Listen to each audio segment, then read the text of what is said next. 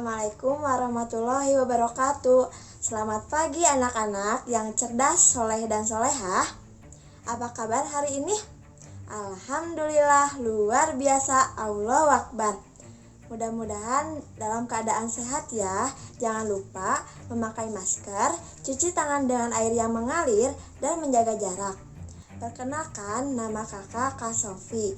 Nah, sekarang kita akan belajar mengenai tema 7, subtema 2, muatan IPS, yaitu mengenai peristiwa kebangsaan seputar proklamasi. Nah, sebelum belajar, jangan lupa berdoa terlebih dahulu ya. Nah, sekarang coba simak video berikut ini ya. Muatan IPS yang akan kita bahas kali ini yaitu mengenai peristiwa-peristiwa penting seputar proklamasi kemerdekaan, peristiwa-peristiwa heroik setelah kemerdekaan, dan proses pembentukan NKRI. Materi yang pertama yaitu mengenai peristiwa-peristiwa penting seputar proklamasi kemerdekaan. Peristiwa yang pertama yaitu pembentukan BPUPKI. Pada akhir tahun 1944, kedudukan Jepang dalam Perang Pasifik semakin terdesak. Jepang menegaskan kembali janjinya untuk memberikan kemerdekaan kepada bangsa Indonesia. Letnan Jenderal Kumakichi Harada membentuk BPUPKI, Badan Penyelidik Usaha-Usaha Persiapan Kemerdekaan Indonesia atau Dokuritsu Junbi Kosakai pada tanggal 1 Maret tahun 1945.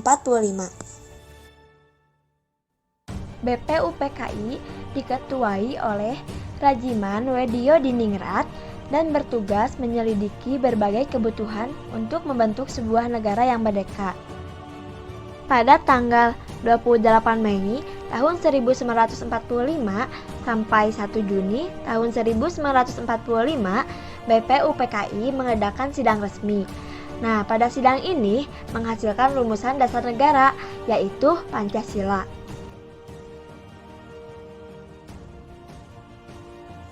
Peristiwa yang kedua yaitu pembentukan PPKI. Pada tanggal 7 Agustus tahun 1945, BPUPKI dibubarkan. Nah, kemudian digantikan oleh PPKI atau Panitia Persiapan Kemerdekaan Indonesia atau Dokuritsu Junbi Linkai yang diketuai oleh Soekarno. PPKI mengesahkan Pancasila sebagai dasar negara Indonesia pada tanggal 18 Agustus tahun 1945. Peristiwa yang ketiga yaitu Rengas Dengklok, pengeboman kota Hiroshima pada tanggal 6 Agustus tahun 1945 dan Nagasaki pada tanggal 9 Agustus tahun 1945 menyebabkan Jepang mengalami kekalahan dan pemerintahan Jepang di Indonesia pun mengalami kekosongan. Pada saat itu, golongan muda mendesak untuk segera melaksanakan proklamasi kemerdekaan Indonesia. Nah, akan tetapi golongan tua menolak dengan alasan proklamasi harus dipersiapkan dengan matang. Namun, golongan muda yang tidak setuju dengan golongan tua kemudian menculik Soekarno dan Hatta ke Rengas Dengklok.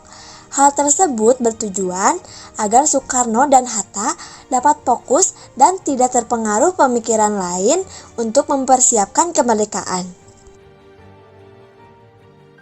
Selanjutnya mengenai peristiwa-peristiwa heroik setelah kemerdekaan. Yang pertama yaitu peristiwa 10 November tahun 1945. Nah, pada tanggal 30 November tahun 1945 dilakukan persetujuan untuk menghentikan pertempuran antara tentara sekutu dan rakyat Surabaya.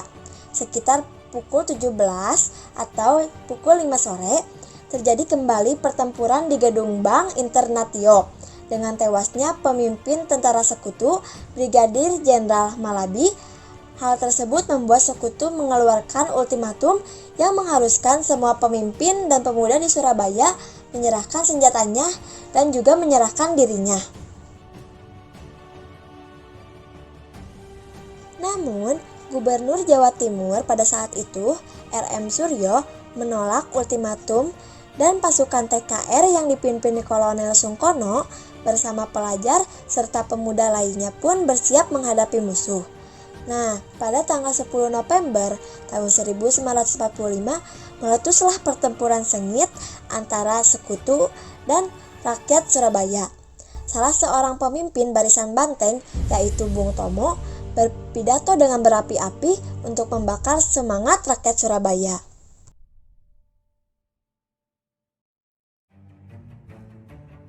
Peristiwa heroik yang kedua yaitu Pertempuran Ambarawa. Pertempuran Ambarawa ini terjadi pada tanggal 20 November tahun 1945 sampai 15 Desember tahun 1945 di Ambarawa, Jawa Tengah. Pertempuran ini dilatar belakangi oleh tentara sekutu yang melanggar perjanjian keamanan untuk melucuti senjata tentara Jepang yang sudah kalah di wilayah Jawa Tengah.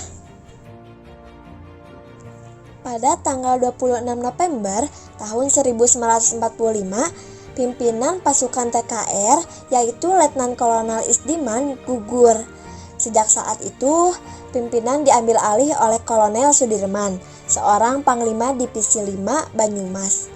Berkat taktik jitu yang diterapkan oleh Kolonel Sudirman, pasukan TKR dapat memukul mundur pasukan sekutu pada tanggal 15 Desember tahun 1945. Oleh karena itu, pada tanggal 15 Desember diperingati sebagai Hari Infanteri. Begitu juga di Ambarawa didirikan sebuah monumen yang diberi nama Palagan Ambarawa. Peristiwa heroik yang ketiga yaitu Bandung Lautan Api.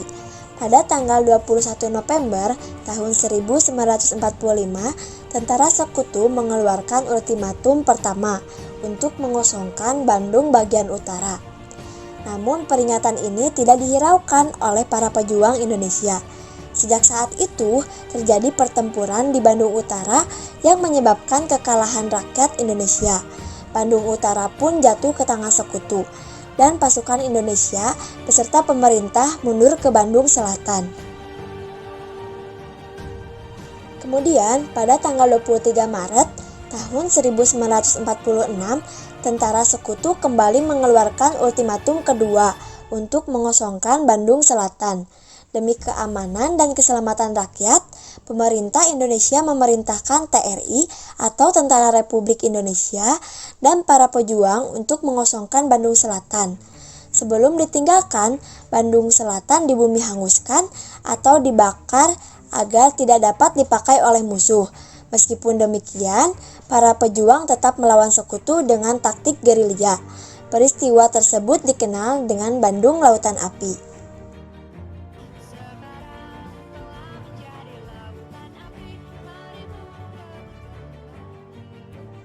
Nah, anak-anak, materi selanjutnya yaitu mengenai proses pembentukan NKRI.